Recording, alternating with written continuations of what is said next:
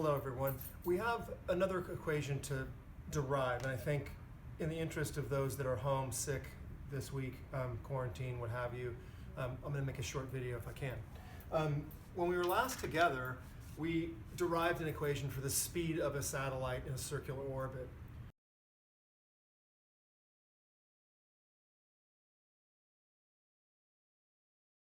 We talked about how the force, the centripetal force, because the object that moving in a circle, of course, is accelerating due to a net centripetal force, mv squared over r. We saw that that centripetal force is actually provided by the gravitational force. So we set those two things equal to each other.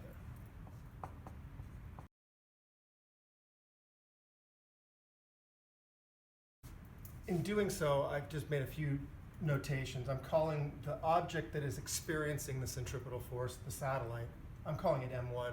So you see M1 in the centripetal force expression.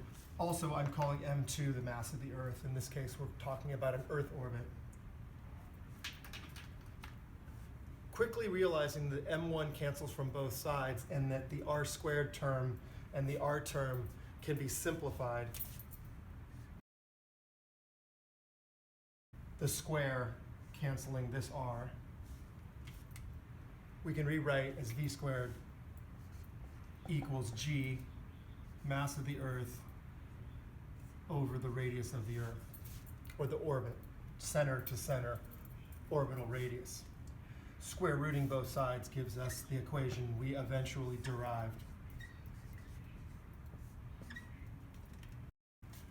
So then we did a sample problem. And the sample problem involved the ISS, the International Space Station.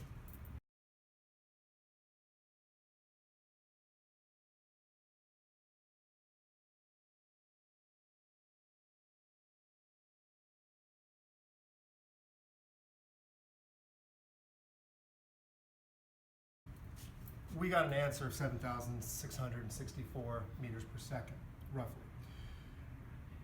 You were then asked to find the period. And the easiest way to do that, of course, is to remember that the speed of any object moving in a circle is the distance it travels, which is the circumference 2 pi r, divided by the time for one cycle, the period. Switching these two variables, we get period equals 2 pi r over v. And we plug the numbers in,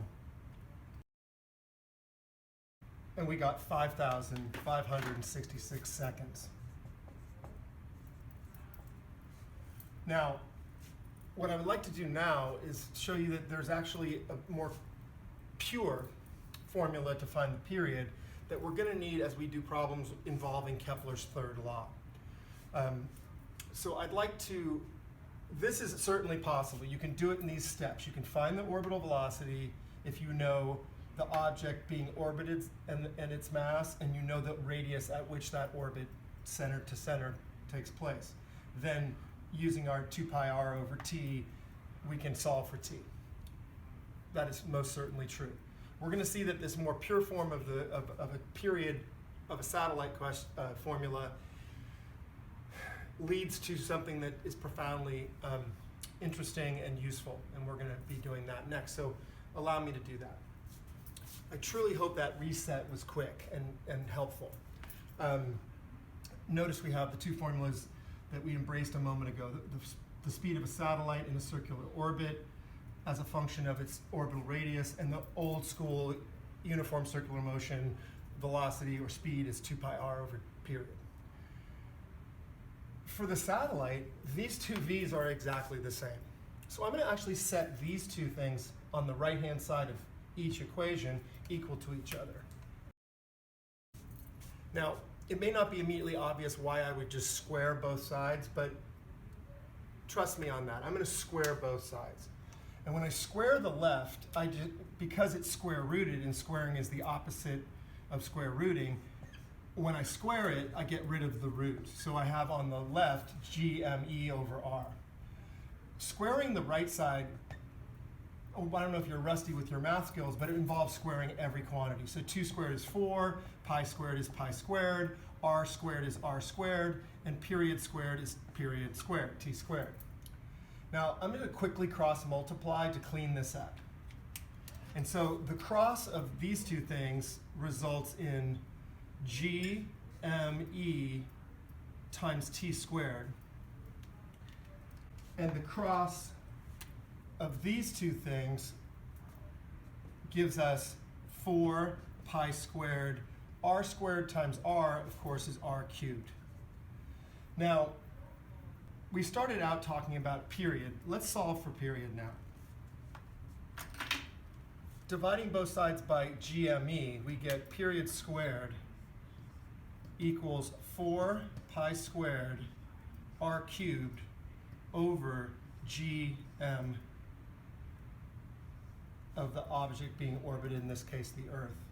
Taking the square root of both sides gives us this result. Now you may look at this and say, that's horribly confusing, totally tedious and way too many things to deal with. But we're going to see in a minute that because this is a constant, the number 4, pi squared is a constant.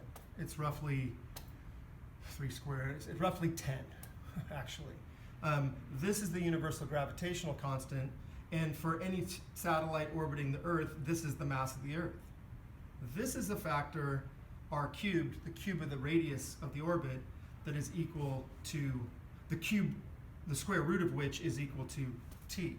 We're going to write this down as our second equation of the chapter, but I'm actually going to try to do something that is a little more useful to you, and we'll do that in person.